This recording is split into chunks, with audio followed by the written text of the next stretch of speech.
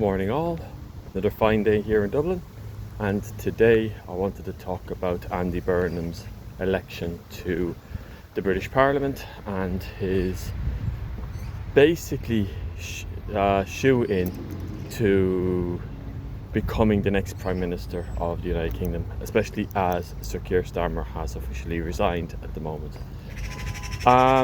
Burnham's an interesting character from an Irish perspective, because as a Liverpudlian and also as the mayor of Manchester, he had very strong connections to the Irish diaspora within that area of Britain.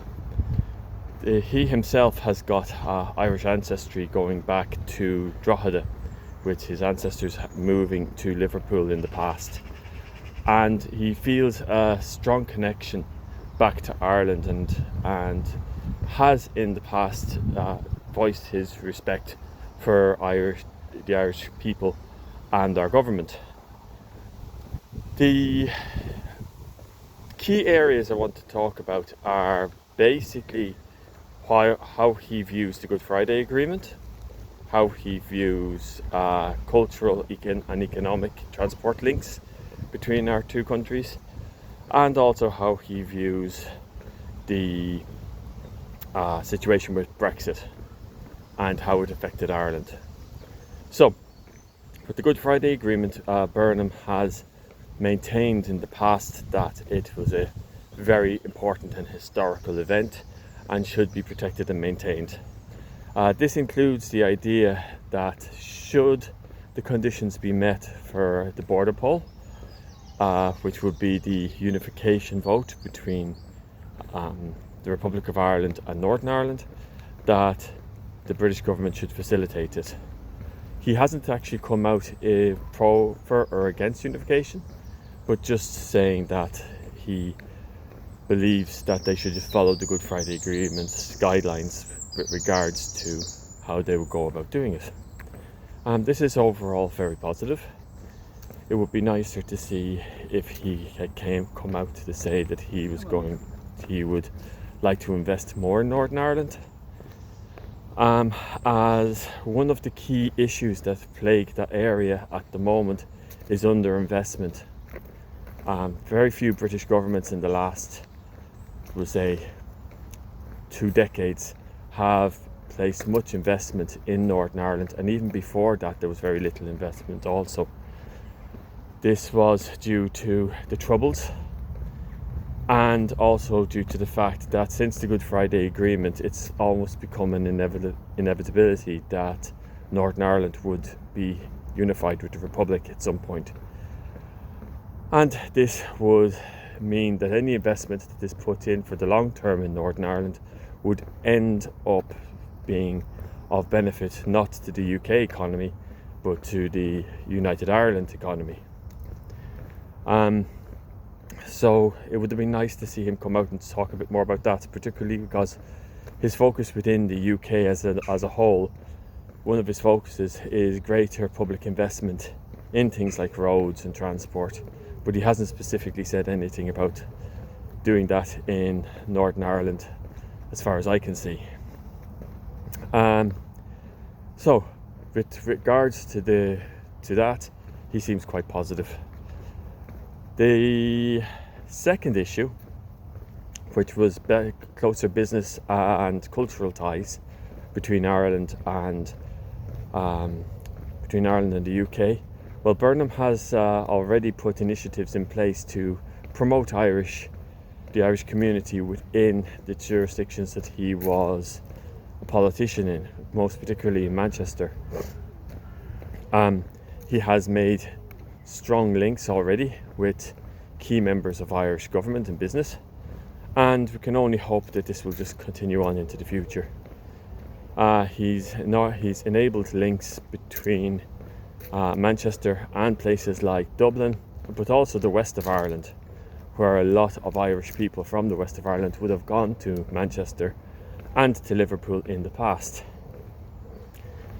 So it is nice to see that he wishes stronger cooperation between our two communities and our two jurisdictions, with regards to this. It would be nice to see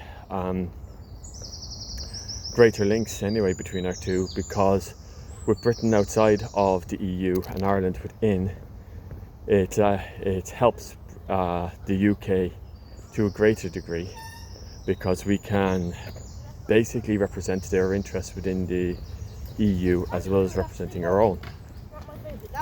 But also it helps Ireland because Britain is a very large economy compared to ours, with some estimates being 9 times bigger. Despite the fact that the Irish economy per capita is actually doing much better than Britain at the moment, there's still the factor of numbers. Anyway, the third pillar that I wanted to talk about was Brexit. Now, Burnham has already said that he's not a big fan of Brexit. He found that it was detrimental to the UK, and he also specifically came out and said that Brexit has created an awful lot of upset between the UK and the Irish governments and the Irish people. This, the fact that he has acknowledged this, and also the fact that he seems to want to bring Britain closer to the Europeans, hopefully creating greater links, is just of great benefit to us. I've already made several videos regarding Brexit to commemorate the 10-year anniversary of it, which was yesterday. But it's good to acknowledge the fact that a Prime Minister who has publicly come out and, well, not so much a Prime Minister, but soon to be Prime Minister, so to speak, has publicly come out and said that he believes that Brexit was not such a great idea. At least the version of Brexit that the British ended up pursuing. So, all in all, it would look like Andy Burnham is a positive choice for Ireland. We can only wish him the best and wish him luck. We will be sad to see Sir Keir Starmer go, because our government did have a good working relationship with him.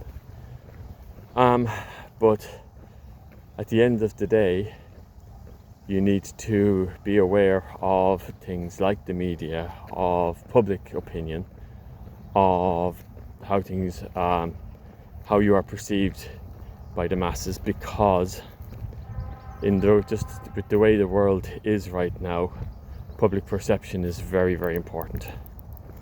And unfortunately, Sir Keir wasn't very good at that aspect of his